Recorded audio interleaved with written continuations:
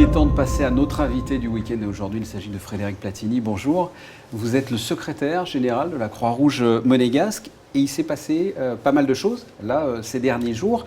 On commence par la première actualité qui vient d'avoir lieu, c'est la signature du Pacte national pour la transition énergétique. En quoi ça consiste cette signature ? Ça représente l'engagement de la Croix-Rouge aussi sur les thématiques environnementales. Très clairement, la Croix-Rouge, c'est plutôt humaniste, c'est plutôt tourné vers l'humain, mais on ne peut pas nier aujourd'hui l'impact de nos activités, l'impact du changement climatique sur la condition des êtres humains. De plus en plus, la fédération, donc le mouvement de la Croix-Rouge intègre ça. Et nous, au niveau de Monaco, même si on est une vieille institution, on a un président dynamique, donc on s'est engagé naturellement dans ce pacte. Ça va se traduire sur tous les véhicules qui vont être achetés par la Croix-Rouge, seront des véhicules électriques, hybrides ou en tout cas respectueux de l'environnement. Ça va passer par nos bâtiments qu'on va adapter, qu'on va isoler. Et ça va passer aussi par le comportement de nos salariés et de nos bénévoles. Donc c'est un beau travail qui s'engage, mais on est déjà dans la bonne direction. C'est lourd à mettre en place, tout ça. Vous avez dit effectivement quels étaient les engagements. Ça va être compliqué à mettre en pratique. On a 600 bénévoles, on a une soixantaine d'employés.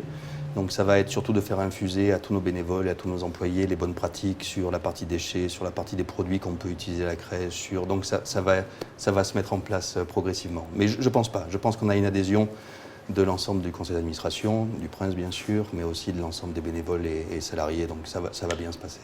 Autre événement important et traditionnel et qui revient chaque année, le gala de la Croix-Rouge, ça se déroule. Là, on enregistre la séquence un petit peu avant.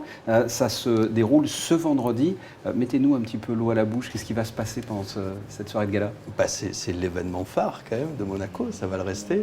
On a un superbe artiste, on a John Legend qui va jouer pour nous. Donc ça, c'est toujours au piano. On a toujours le cadre de la salle des étoiles. On a la SBM qui met toujours les petits plats dans les grands pour faire de cette soirée la soirée qui compte. Donc je pense que le spectacle va être au rendez-vous. Et pour nous Croix-Rouge, ce qui est important, c'est qu'une partie des revenus nous est reversée et que très clairement, ça contribue largement à nos actions. C'est ça, justement, c'était ma prochaine question. Évidemment, en termes d'image, c'est important, puisqu'après les médias relatent cette soirée, reviennent sur cette soirée.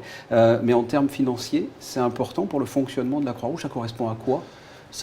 Sur les dons qu'on reçoit sur l'année, ça représente au minimum 25% des dons qu'on va recevoir. Donc c'est primordial pour nous. Au-delà de la recette qui nous est reversée, il y a aussi des dons pendant la soirée qui sont faits de manière volontaire. Donc c'est un événement prioritaire pour nous. Mais je veux aussi insister sur l'image. On est certainement le gala le plus emblématique aussi du mouvement de la Croix-Rouge. Demain, on aura le secrétaire général de la fédération qui sera parmi nous. Toutes les années, il y a des hautes instances de la Croix-Rouge, du mouvement de la Croix-Rouge qui viennent pour s'inspirer de la manière dont Monaco organise son gala.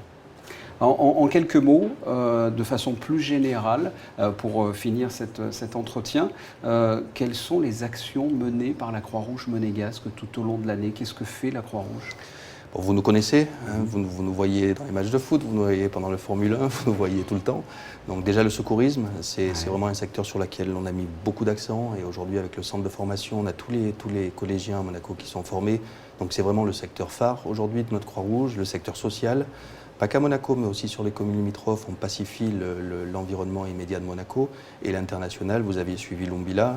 L'Umbila maintenant est sorti de terre, maintenant il faut le faire fonctionner.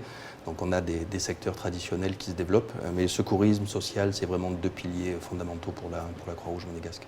Frédéric Platini, merci d'avoir répondu à mes questions. Merci.